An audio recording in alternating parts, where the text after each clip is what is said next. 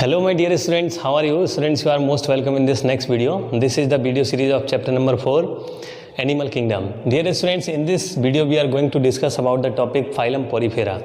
Before discussing it, Phylum Porifera, I want to tell you that how animals are classified. We have discussed in earlier videos that what are the basis of animal classification, but now just we will discuss little bit about that what are the different phylums of animals. Okay, so let's discuss here. Dear students, you know all the animal kingdom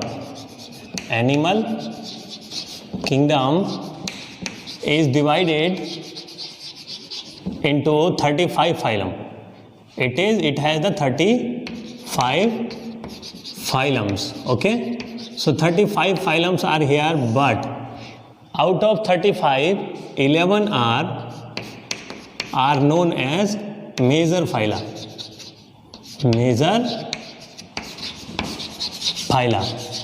Okay, phyla means it is the plural term, phylum it is the singular term.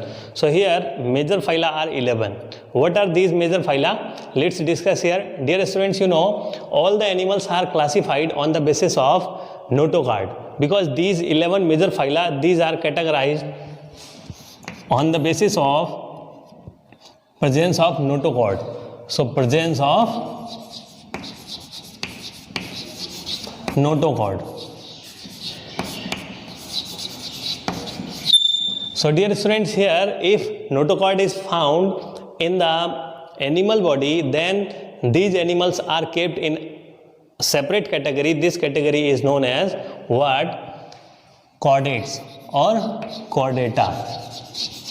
But if the notochord is not found in the body of animal, then this category of animal is known as non-chordata. Non-chordata. Got it? So here non-chordates and chordates, these are the animals, and chordata and non-chordata, these are the category. Okay. So what is notochord? First I want to tell you what is notochord. Dear students, you know when the living being or animals are formed in embryonic stage, the each and every animal of the phylum chordata or the category chordata has the notochord, means rod-like structure. Notochord means rod-like structure. Rod-like structure if found on dorsal side of the animal, then animal body is considered or animal considered in the category chordata. Okay, and this notochord is converted or transformed into the vertebral column. Got it? So here dear students, notochord forms the vertebral column. It gets converted into vertebral column. So here if vertebral column is found in the animal body, then the animal is kept in another category of the chordates. This is the vertebrata. So we can say chordata is also categorized into two parts. Chordata is categorized into two parts, vertebrata and invertebrata. Vertebrata. Okay, so vertebrata or invertebrata or vertebrates or invertebrates. So animals are divided or chordates are divided into two parts on the basis of vertebral column. What is vertebral column and what is notochord? So dear students, here suppose this is the animal body. So this is animal body. So here on dorsal side this rod-like structure is found. This is rod-like structure known as what? This is known as notochord. Okay. If this notochord gets converted into vertebral column, just like us, if it gets converted, suppose this is the lizard you are looking here. This is the lizard.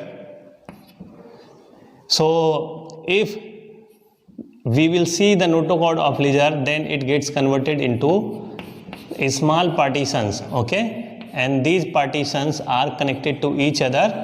So this is known as what? This is vertebral column. Vertebral column. Okay. So this is vertebral column and this is notochord. So if notochord gets converted into the vertebral column, then these chordates, these both are chordates, but this chordate is known as what? Vertebrates. Okay. And this chordate is known as what? Invertebrates, because here notochord is found but it is not converted into vertebral column, but here notochord is found but it gets converted into vertebral column. That is why this is vertebrate and this is non-vertebrates. Okay. So I think you are understanding that all over 11 phylum or 11 major phylum are categorized into two parts, chordata and non-chordata, on the basis of presence of notochord. So chordata, it has only one phylum. Okay. So here one phylum of chordata and two phylum, 9 phylum of non-chordates, one phylum of chordate, and one separated is hemichordates or hemichordata. So 1, 9, 1, 10, 10, 1, 11. Okay. So this is the categorization of 11 major phyla. Chordata, it has one phylum, 9 phylum of chordate, non-chordates, and one phylum of hemichordates. Okay. So what they are, we will discuss in detail. So let's discuss about 11 major phylum. These 11 major phylum also you have read in 9th class also, but now again we are recalling it. So here, so dear students, here you are looking, these all 11 phylums are, I have written. So first is Porifera, second one is Coelentata, it is also known as Cnidaria. Third one is Platyhelminthes, and fourth one is Eschelminthes, it is also known as Nematoda. It is also known as Nematoda. Next one is Annelida, 6th Arthropoda, 7th Mollusca, 8th Echinodermata, 9 Ctenophora, and 10 Hemichordata, and 11 Chordata. But you are thinking, I think you are thinking that how I have written the serial 1 to 8 I have written together, 11 1 is separated, and 9 10 together. So this is the logic and this is the reason. So let's be concentrated here. These 1 to 8, these are the phylums, or we can say these are phyla which are considered in what? Non-chordates, because they don't have the notochord. That is why I have written all these 1 to 8 together.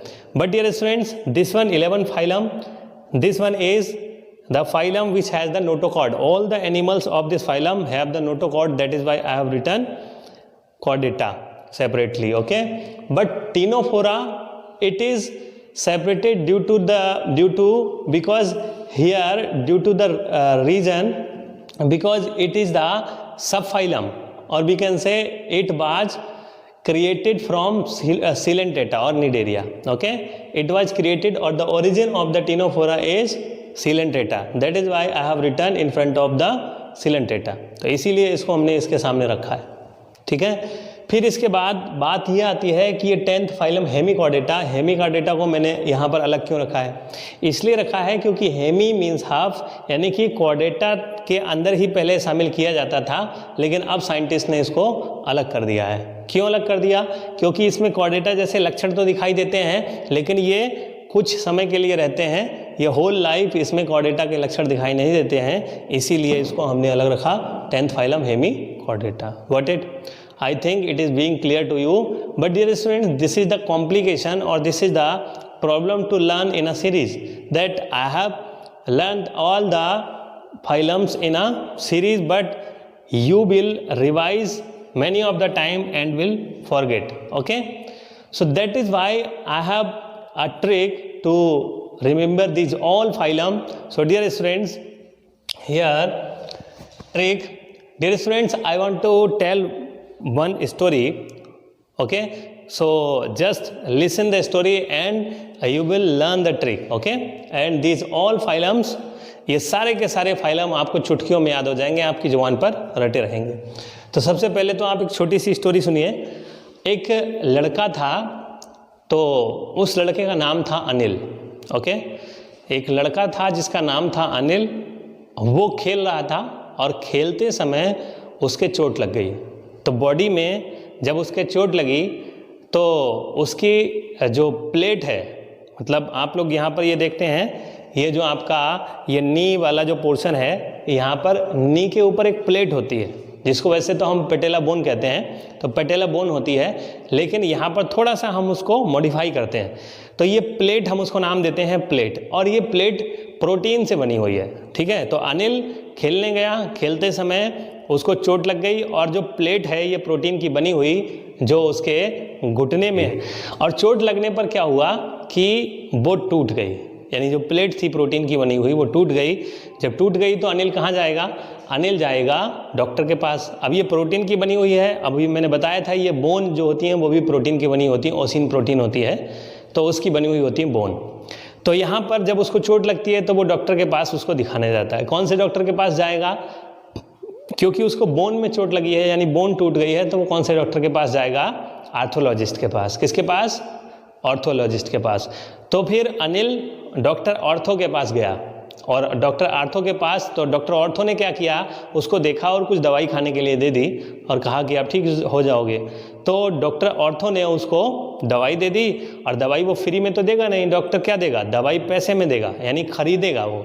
Anil उसको क्या करेगा? खरीदेगा, मोल लेगा। खरीदने को मोल लेना, तो अनिल ने दवाई को मोल ले लिया। ठीक है, और कौन सी दवाई दी? डॉक्टर ने कौन सी दवाई उसको दी थी? उस दवाई का नाम क्या है?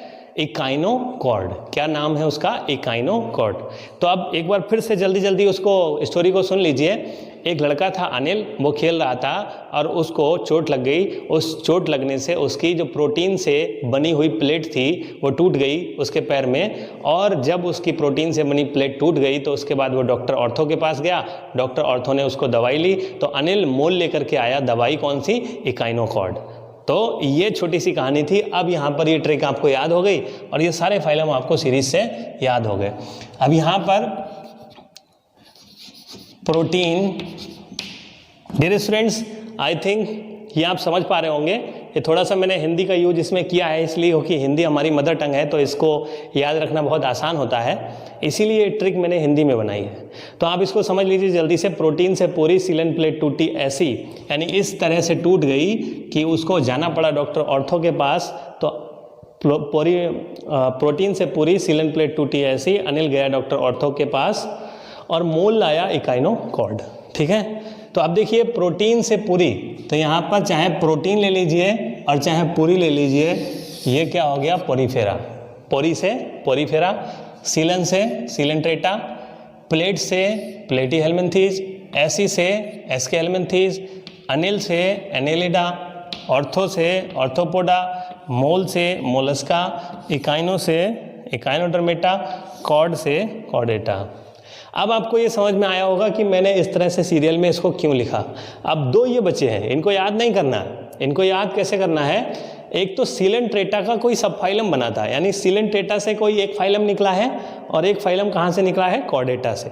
तो जो सीलेंट्रेटा से निकला है, बस सी जिसमें आता है सीलेंट्रेटा, सी उसमें आता है टिनोफोरा। सी यहाँ पर साइलेंट है, इसको प्रोनाउंस करते हैं टिनोफोरा। तो सीलेंट्रेटा से कौन निकला है? टिनोफोरा, और कॉर्डेटा से कौन निकला है? हेमिकॉर्डेटा। तो इसीलिए ये दो तो सेपरेट हैं सबसे, तो ये तो आसानी से याद हो ही जाएंगे आपको। इसीलिए ये सारे के सारे फाइलम मैंने एक ट्रिक से आपको समझाने की कोशिश की है, और मुझे लगता है कि आपको ये याद रहेंगे अगर ये ट्रिक आप अच्छे से इसको समझ जाएंगे। ठीक है, तो ये तो हो गए सारे फाइलम। अब हम लोग बात करेंगे एक इंडिविजुअल फाइलम के बारे में, यानी कि सब फाइलम को इंडिविजुअली हम लोग पढ़ेंगे। पोरीफेरा से स्टार्ट करेंगे और कॉर्डेटा तक हम लोग पहुंचेंगे। ठीक है, तो चलिए डिस्कस करते हैं अब फाइलम पोरीफेरा के बारे में।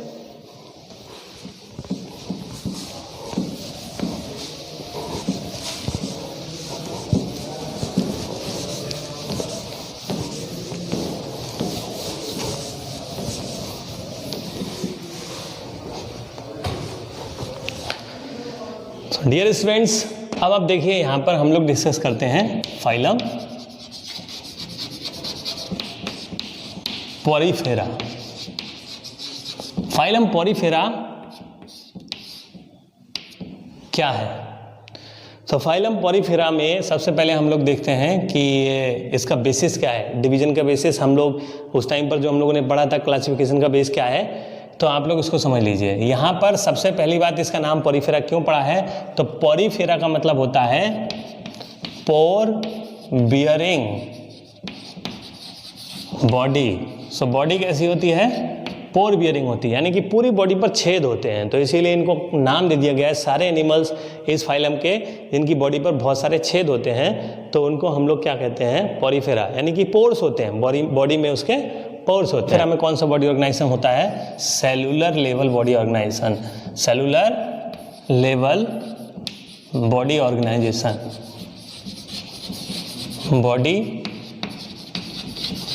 ऑर्गेनाइजेशन, ठीक है। फिर इसके बाद दूसरा क्या था, body symmetry. Body symmetry sponges, यानी कि जितने भी पॉरीफेरा होते हैं इसमें जो एनिमल्स होते हैं उनको स्पॉन्जेज कहा जाता है। तो स्पॉन्जेज बिकॉज इनकी बॉडी पफी होती है, स्पंज की तरह होती है, तो इसलिए स्पंज कहा जाता है, स्पॉन्जेज। यहाँ पर दूसरा है बॉडी सिमेट्री, तो एसिमेट्रिकल होते हैं। ये कैसे होते हैं, एसिमेट्रिकल होते हैं, एसिमेट्रिकल होते हैं। तीसरा, इनमें जर्म लेयर्स कितनी होती हैं, तो जर्म लेयर्स आप लोग जानते हैं कि जर्म लेयर्स के नंबर के बेस पर हम लोग डिवाइड करते हैं एनिमल्स को, किसमें, डिप्लोब्लास्टिक और ट्रिप्लोब्लास्टिक। तो इसमें कितनी जर्म लेयर होती हैं, 2 जर्म लेयर होती हैं, तो इसीलिए ये कैसे होते हैं, डिप्लोब्लास्टिक होते हैं, डिप्लोब्लास्टिक, ठीक है। फिर इसके बाद फोर्थ जो है, अब इसमें अगर हम लोग देखें तो सीलोम एब्सेंट होती है, प्रेजेंट होती है, तो ये कैसे होते हैं, एसीलोमेट होते हैं, एसीलोमेट होते हैं। फिर उसके बाद फिफ्थ, इसमें जो फिर non segmented body, non segmented body होती है। फिर इसके बाद अब हम लोग देखें इनका जो मोस्टली, देखिए जो अब ये तो हो गए हमारे बेसिस मेनली। फर्टिलाइजेशन कैसा होता है, सेक्सुअलिटी कैसी होती है, वो भी देख लेते हैं। ये कैसे होते हैं, ये आपका मोनोसियस और डायोसियस दोनों हो सकते हैं, मोनोसियस और डायोसियस, मोनोसियस डायोसियस दोनों हो सकते हैं। मतलब इनमें एक ही बॉडी में दोनों बॉडी ऑर्गन प्रेजेंट हो सकते हैं, रिप्रोडक्टिव ऑर्गन प्रेजेंट हो सकते हैं, या फिर 2 अलग अलग बॉडी में प्रेजेंट हो सकते हैं। 7, इनमें फर्टिलाइजेशन कौन सा होता है, इंटरनल फर्टिलाइजेशन होता है, इंटरनल फर्टिलाइजेशन होता है, इंटरनल फर्टिलाइजेशन होता है। अब दूसरा, अब देखिए यहाँ पर डाइजेस्टिव सिस्टम कैसा होता है, रेस्पिरेटरी सिस्टम कैसा होता है, सर्कुलेटरी सिस्टम कैसा होता है, उसको और डिस्कस कर लेते हैं, वो छूट रहा है। देखिए ये जो मोस्टली पॉरीफेरेंस होते हैं ये मराइन होते हैं, यानी कि ऑल आर मराइन, ठीक है, मराइन वाटर में रहते हैं, बट कुछ जो होते हैं फ्रेश वाटर में भी रहते हैं, तो फ्रेश वाटर में भी रहते हैं, ठीक है। अब बात यह है कि सारे पानी में ही रहते हैं, तो यहाँ पर जो रेस्पिरेशन है वो बॉडी सरफेस से होता है, किससे होता है, बॉडी सरफेस से होता है, तो बॉडी सरफेस से रेस्पिरेशन होता है। दूसरा, इसमें जो डाइजेशन होता है या डाइजेस्टिव सिस्टम, डाइजेशन कैसा होता है, इंटरसेलुलर, यानी सेल के अंदर डाइजेशन नहीं होता है, सेल के बीच में डाइजेशन होता है। 9th अगर हम लोग डिस्कस करें यहाँ पर, तो सर्कुलेटरी सिस्टम आ जाएगा, सर्कुलेटरी सिस्टम, इनका जो सर्कुलेटरी सिस्टम होता है उसको कैनाल सिस्टम कहा जाता है, कैनाल सिस्टम। अब ये क्या होता है कैनाल सिस्टम, इसमें जो बॉडी होती है लिविंग बीइंग की वो इस तरह की होती है,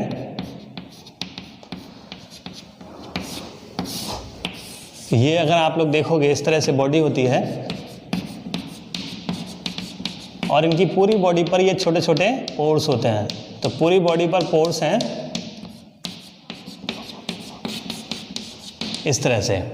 तो डियर स्टूडेंट्स, अगर हम लोग यहाँ पर देखें तो इनकी बॉडी अंदर से खोखली होती है, यानी कि अगर मैं इसका जो डायग्राम बनाऊं तो इसका वर्टिकल सेक्शन इस तरह से दिखाई देगा, तो ये आपका वर्टिकल सेक्शन है, ये इस तरह से। इसमें जो अंदर खाली जगह होती है, एक कैविटी होती है खाली, इसको हम लोग कहते हैं स्पॉन्जोसील। स्पॉन्जोसील, और ऊपर एक जो इसका कैविटी का जो ऊपर एंडिंग पोर्शन होता है वो खुला होता है, इसको हम लोग क्या कहते हैं? ऑस्कुलम। ऑस्कुलम। ये जो छोटे छोटे पोर्स होते हैं इनको हम लोग क्या कहते हैं? ऑस्टिया। और ये नॉन मोटाइल होते हैं, किसी न किसी बेस से चिपके रहते हैं, ठीक है। तो ये इनका क्या हो गया? बेस हो गया, ये किसी न किसी बेस से चिपके रहते हैं।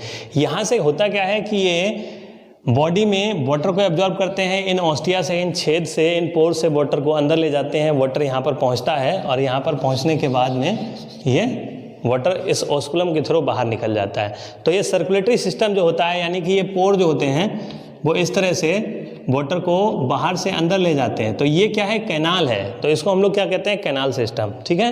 तो ये कैनाल सिस्टम होता है। अब बात ये आती है, इसमें एक और चीज़ छूट रही है, जो है क्या है? Skeletal system. Skeletal system. तो स्केलेटल सिस्टम यानी 10th इसका स्केलेटल सिस्टम कैसा होता है? तो यहाँ पर जो बाहर आप लोग देख रहे हैं ये क्या है? स्पिक्यूल्स, जो कांटों की तरह दिखाई दे रहे हैं, इनको हम लोग कहते हैं स्पिक्यूल्स। तो ऊपर जो स्पिक्यूल्स ये निकले रहते हैं, ये इसको ऊपर से हार्ड बनाते हैं, ठीक है। तो ये स्पिक्यूल्स इसके ऊपर प्रेजेंट होते हैं, यही इसका स्केलेटन बनाते हैं। इसमें बॉडी लेवल ऑर्गेनाइजेशन आप लोगों को पता है कैसा होता है? सेलुलर लेवल बॉडी ऑर्गेनाइजेशन होता है, टिश्यू का फॉर्मेशन होता नहीं है। साथ ही साथ यहाँ पर जो अगर हम लोग देखें तो अंदर जो इसमें स्पॉन्जोसील है, इस स्पॉन्जोसील में एक अंदर की जो लेयर होती है, ये अंदर की जो लेयर होती है, बाहर की लेयर जो होती है उसको हम लोग क्या कहते हैं? ये स्पिक्यूल की बनी होती है। तो और अंदर की जो लेयर होती है इसको हम लोग क्या कहते हैं? इसको कोइनोडर्म कहते हैं। कोइनोडर्म। सो कोइनोडर्म ये अंदर की लेयर है, और ये कोइनोडर्म इसलिए कहा जाता है क्योंकि इसमें बहुत सारी इस तरह की सेल्स होती हैं। तो इस तरह की सेल्स लगी होती हैं इसमें, ये वाली सेल्स लगी होती हैं फनल की जैसी, और इनमें एक एक फ्लैजला होता है इस तरह से। तो ये वाटर के मूवमेंट को ऊपर की तरफ बनाती हैं, यानी यहाँ पर बहुत सारे फ्लैजला इस तरह से निकले रहते हैं इन सेल से।